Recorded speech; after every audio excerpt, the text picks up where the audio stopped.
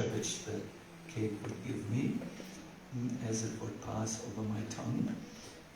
I was thinking of the evening where I would suffer from the consequence. And I have done this many times. I eat now half of what I ate when I was young, the meal, because I have cultivated these thoughts. Now to go a little bit more into it, I want to tell you how Patanjali expresses it. He says, when we find out that we are harassed by negative thoughts, one should cultivate counteracting thoughts. This thought pattern, this new thought pattern is called, can I have your mobile microphone, please?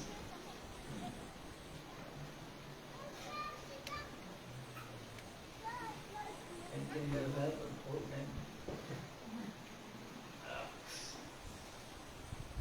Sorry, I sunk it with my knees. This is what old age means. One day you will be like this.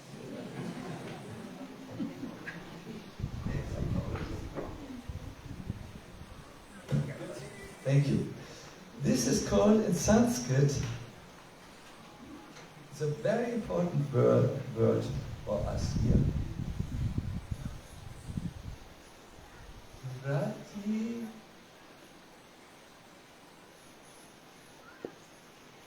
Paksha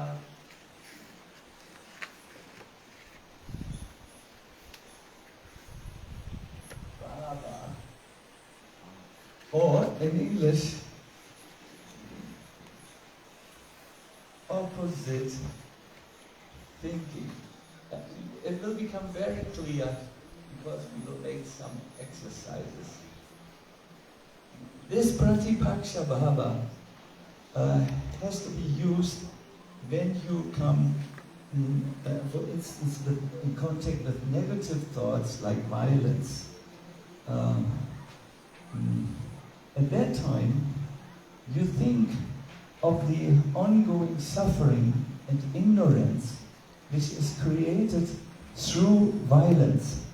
Vyasadeva makes a very interesting comment. He says, when you see your chitta becoming influenced by negative or counterproductive thoughts, when your consciousness is invaded by them, they are called vitakas, these thoughts. You think like this: I'm burning in the fire of this world, and I have taken shelter in sadhana, in spiritual practice, by committing myself to the welfare of all creatures. So I have already renounced thoughts of violence, but now there is the thought of revenge. Someone who attacked me, I want to give it back to him in the same coin. You know? So if I again resort or go back to these thoughts, I am behaving, listen to this, like a dog who licks his vomit. This is, of course, a very strong opposite thought. No? There's someone who thinks a violent thought about someone. Oh, he's really too much. Look how he's dressed. Look at his haircut.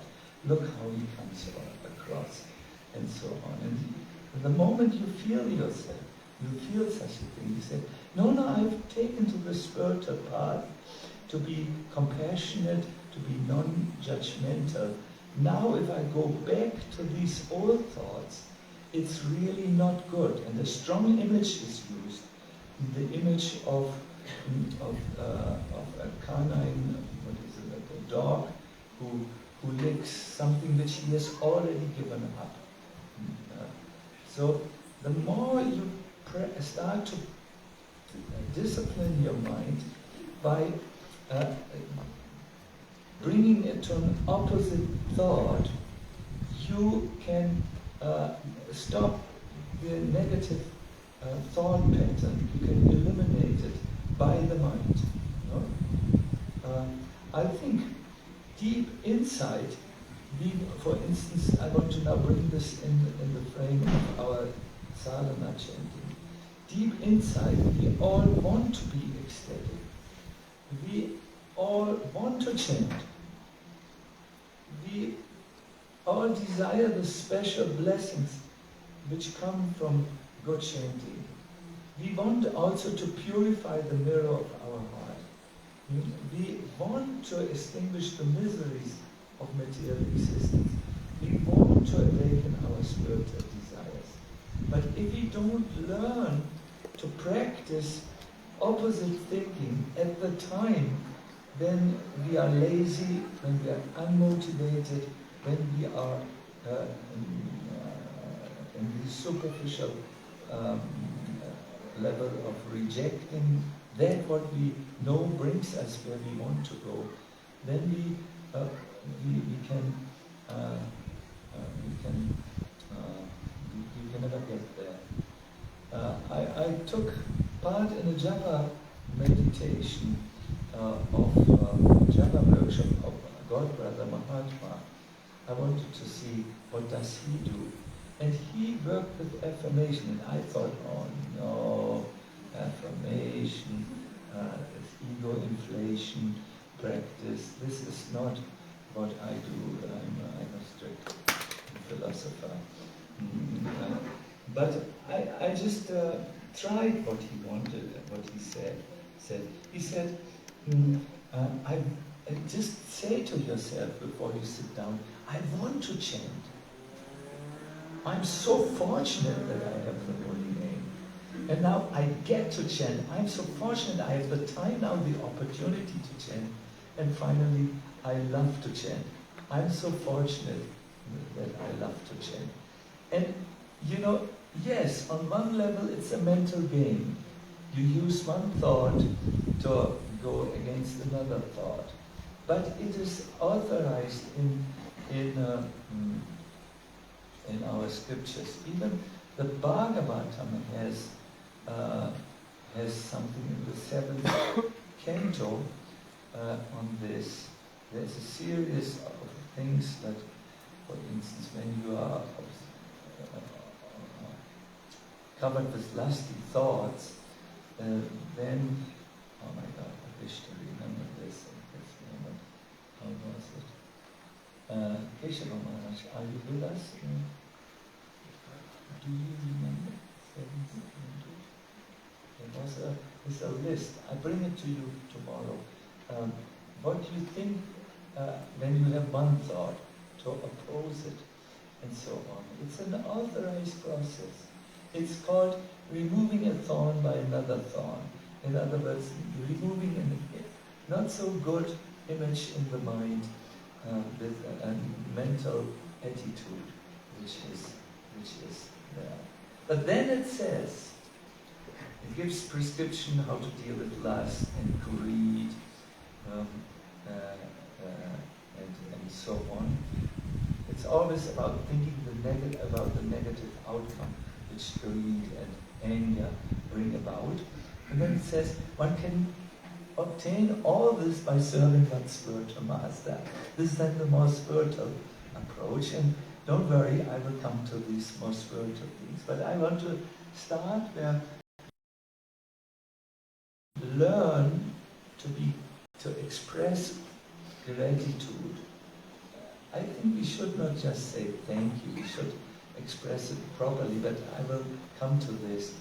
Something changes in your inner mind.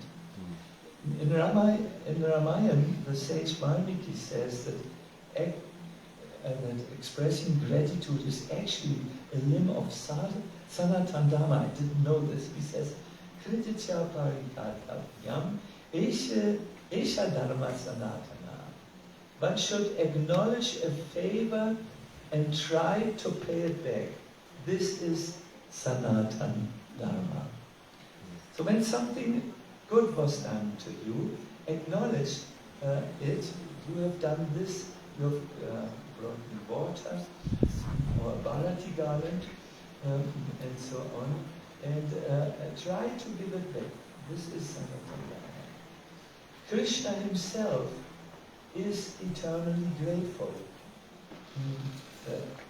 Gratitude, to show gratitude, in other words, is such an important point of eternal Dharma that God himself adorns it as one of his eternal qualities.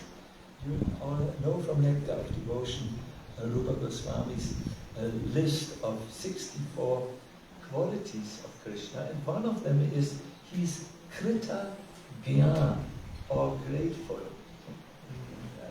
This is Rupa Goswami's definition of a grateful person. Krita Gya Syat Abhidnyo Ya Krita Seva Dikaramanam.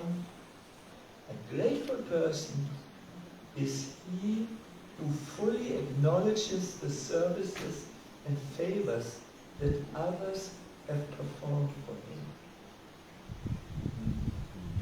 And he gives an example of Krishna being grateful to Draupadi. Krishna says, my heart feels increasingly indebted by a debt that does not seem to go away. This is the debt of gratitude which I accrued when Draupadi loudly cried out to me, even though I was situated far away in Dwaraka. Shastras inform us that Krishna was playing dice at the moment where Draupadi was lost in a game of dice. And he started to lose. He played against Rukmini, and Rukmini knew Krishna never loses. Even if he makes a wrong throw, the dice are usually on his side, and then they turn over in Krishna's favor. So she noticed something very inauspicious is happening and said, you're losing, my lord, what's wrong? Is there something wrong? Yes, said Krishna, there's something very wrong. At this moment, my devotee Draupadi is brought into the assembly hall, where an attempt will be made to disrobe her. Oh, said Rukmini, then quickly go there. Krishna said, I won't reach in time. Well, said Rukmini, aren't you already there as a Paramatma in all paths? It's not that simple, said Krishna. So Krishna continued to play. Rukmini said, you continue to play. Yes, there's nothing I can do, said Krishna. Then all of a sudden, in a distraught game of dice, Krishna says, now I can go. Draupadi has built a road for me, the road of her tears. This was exactly the moment when Draupadi did this classical gesture of surrendering herself to Krishna and calling loudly the various names of Krishna. Govinda! Govinda! Mukunda! Mukunda! Janardana! And cried. And at that moment, Krishna was going because he felt a depth of gratitude. And even after this, after he had saved Draupadi, Krishna did not forget about this calling of Draupadi. He said, this is daily going on, becoming greater and greater and greater in my heart, and I must do something. I would like, before I guide you into some exercises and going a little deeper even in this subject, tell you a little bit about the lost culture of gratitude. There is a social theory at the moment in this world. It's the theory of individualism, which means the interest of the individual ranges supreme over other interests. You know? It's the me culture. me first. It must be all right for me. It must be good for me. But the Vedic tradition feels, no, we are indebted. We have debts of gratitude to pay. And in order to relieve ourselves of them, we have to perform 5 yajnas daily. Listen to this. This is Vedic culture. Don't worry, I will not tell you to do 5 yajnas daily. But I just wish you to explore another mindset, another perspective on reality, which is radically opposed to this modern view of seeing. First of all, you're supposed to be grateful that you have taken birth. It's birthday is when I get my presents. What does this have to do with anything spiritual? No, you are supposed to acknowledge, wow, I was once a bodiless soul drifting around, have taken birth. And in order to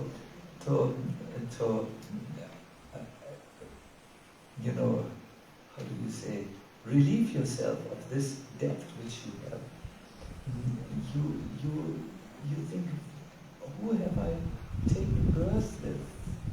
My father and my mother. But who was their father and their mother? And their father and their mother? My mother and my father would not have taken birth, wouldn't have given me birth, they would not have taken birth. So in other words, you go to the Pitris and perform a Pitri Yajna. You offer regular offerings to your forefathers. Then there is the Deva Yajna. And your bodily functions. Just now when I got up and I needed some help, my legs were not working. In the Vedic worldview, you understand the legs are taken care by one particular devata, or evacuation, going to the bathroom, and so on. All your limbs are directed by the devatas. So you daily worship the different demigods so that your bodily functions will continue nicely. Then you receive so much wisdom, my dear devotees. Almost so much wisdom. This is, you have to be grateful to the rishis, to the saints in the past who saw this wisdom by divine vision and who put it down. So in Vedic culture you would do a rishi yajna every day. Then you are not alone on this planet. You are interconnected. You are with so many other living entities. Do you know how many people they're busy in putting the meal on your table? The farmers who brought the vegetables, the seed of the vegetables on the farm, the transporters, the cows, most of you drink cow milk, who gave you cow milk, and you have a connection to all of these. So therefore you do the Atiti Yajna. You welcome the guests in your home, just as a sign that I care for all these unknown people, especially the Atiti, the ones who are not coming with a visit list. You have not visited, you have not invited them. And then in this way, I think you get the idea. You realize you are not alone on this planet. You are in a vast network, and you have to pay back by these yajnas. When someone doesn't perform these yajnas in the Vedic idea, he accrues a tremendous debt of karma. In my first television speech in this life, first program, don't remember, but it was my Oma This is my grandmother saw me, and she said, "Why do you always have to put four people?" I read this. Data apradadhyayyo yo bhukti stena eva praha. And he who lives ungratefully, without performing yagyas, is certainly a thief. This is the Bhagavad Gita 3:12. If you don't show gratitude, first of all, if you don't have any consciousness that you should be, or awareness that you should be grateful, and then if you cannot show this, what will be your life? For instance, if you don't show gratitude to your parents, my dear devotees, what is the guarantee that you get good parents in another life? If you don't show gratitude to your guru, or the people who have given you wisdom, why should you be gifted with a bona fide guru in your next life? It is said in the 11th canto, 11.541, that you don't have to make the culture of expressing gratitude so complicated.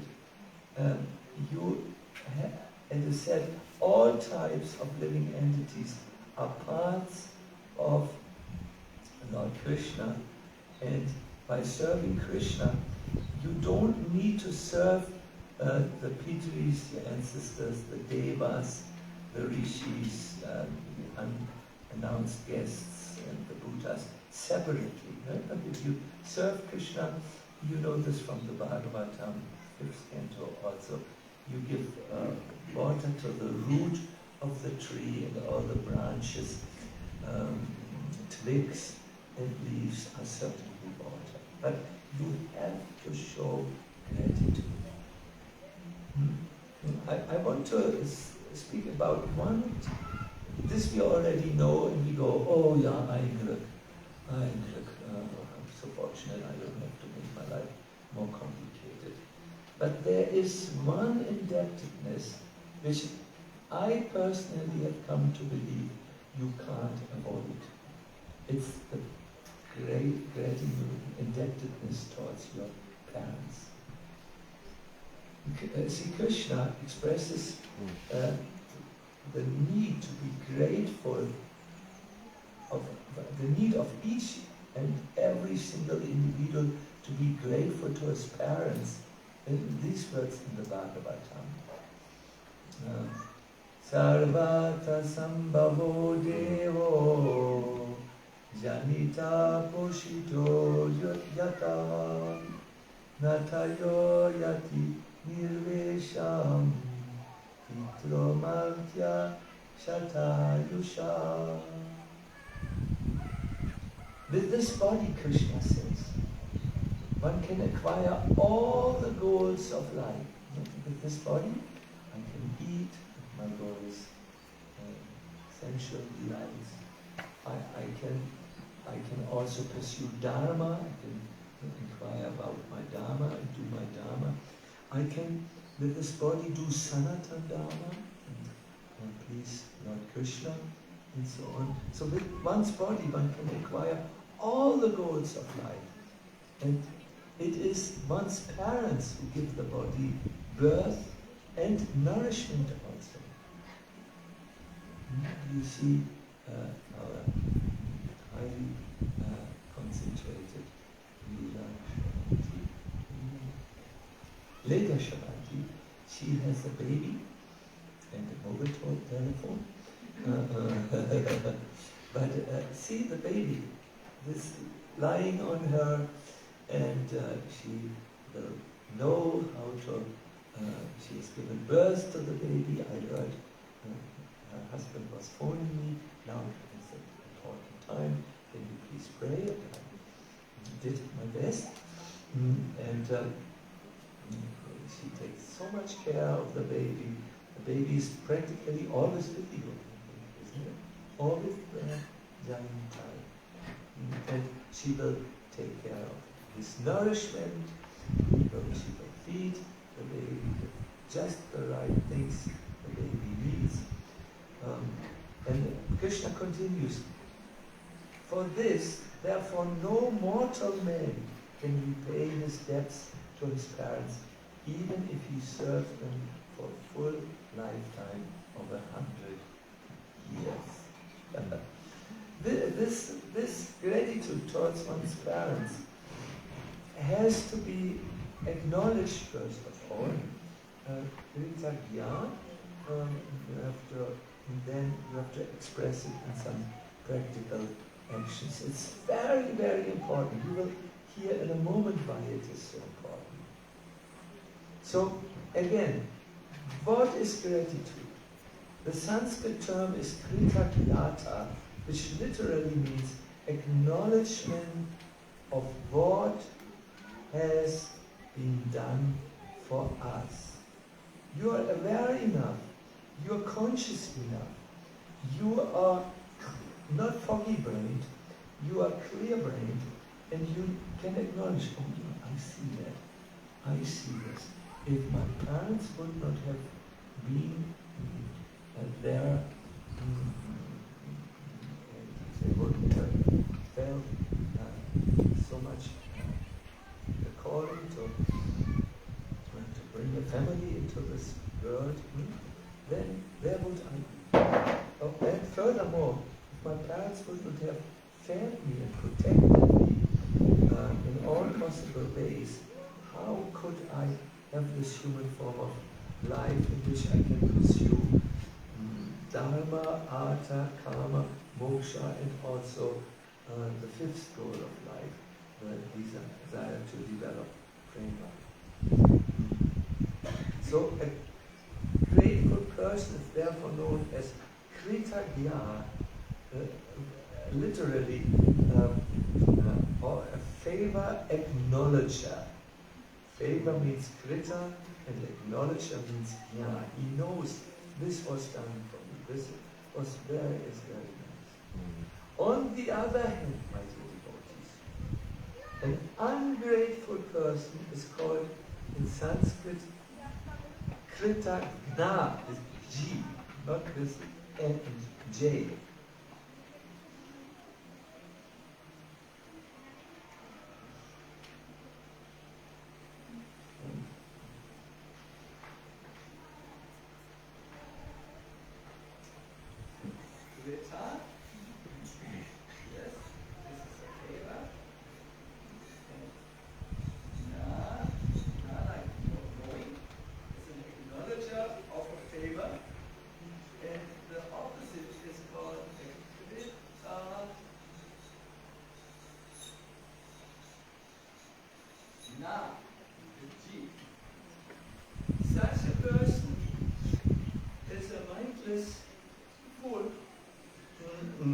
An ungrateful person who destroys actually, jnana means to destroy, the acknowledgement of what has been done for him or her.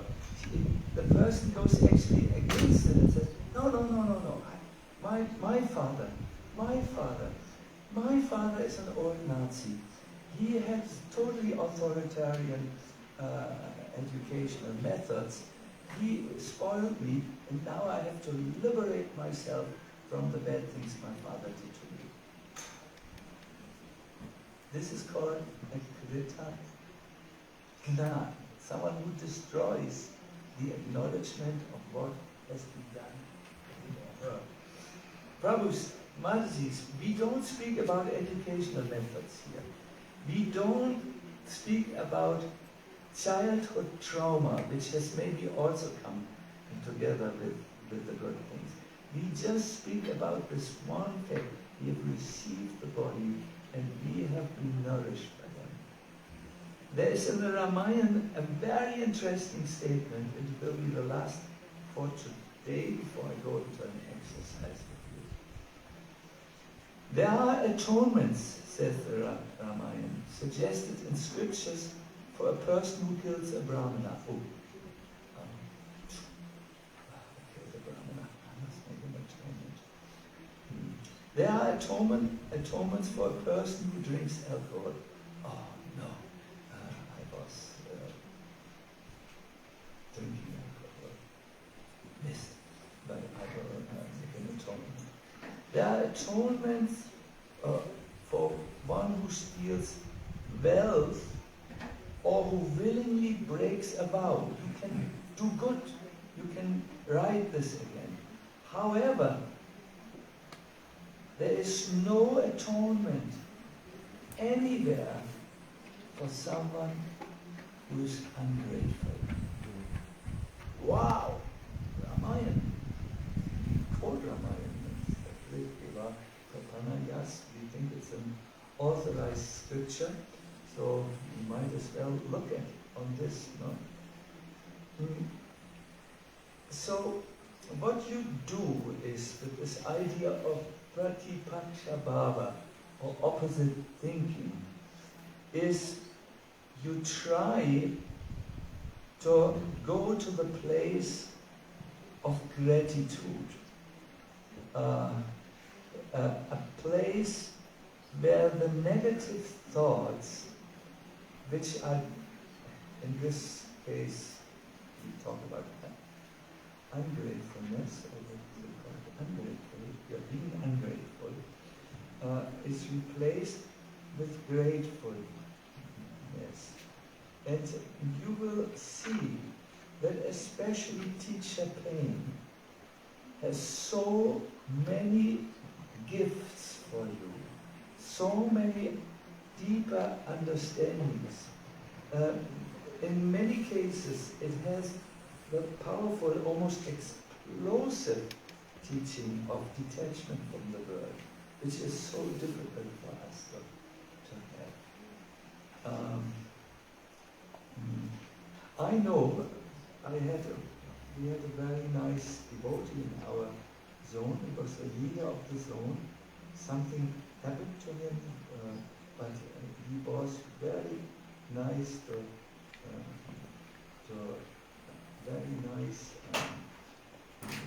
he engaged in a very nice character, but something medical happened to him.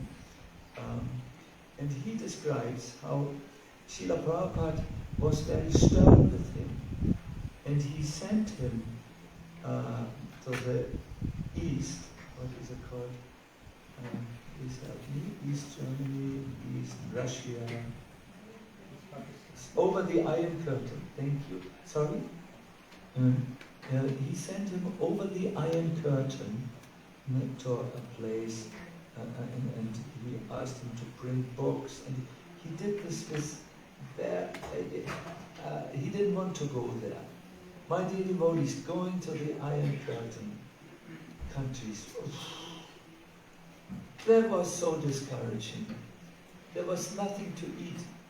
Literally, we had almonds and yogurt for 1 month. You always had to run away from the police who followed your programs. And in the end, you needed to cross the country, the border with Vicks, and you needed to hide yourself so much and then do these preaching programs, and it was tough. Sleeping in vans in the winter, and really like on the chase. I remember running for 3 weeks away from the secret police of Hungary, and then they caught me at the end. All this anxiety and so on. But so he was leading these programs, and once he came back to Prabhupada with a pile of books which he had printed in various languages, Eastern language, Iron Curtain languages, and so on. And there was a moving exchange. I've seen photos of the exchange. Prabhupada looks at him and is so happy, and he says, "Do you now understand why I sent you to these difficult places?" And this devotee broke down crying and said, "Yes, I understand. But giving me this order, you have made me to what I am now, that I can serve, that I surrendered, and so on. So, yes, I want to see with you, I want to ask you, if you can maybe isolate a thing in your life, an event in your life, where you first thought, oh, this is not good. And then by applying this pratipakshava, or opposite thinking, come to the platform of kritagya, or acknowledging a hidden or covered favor that was given to you.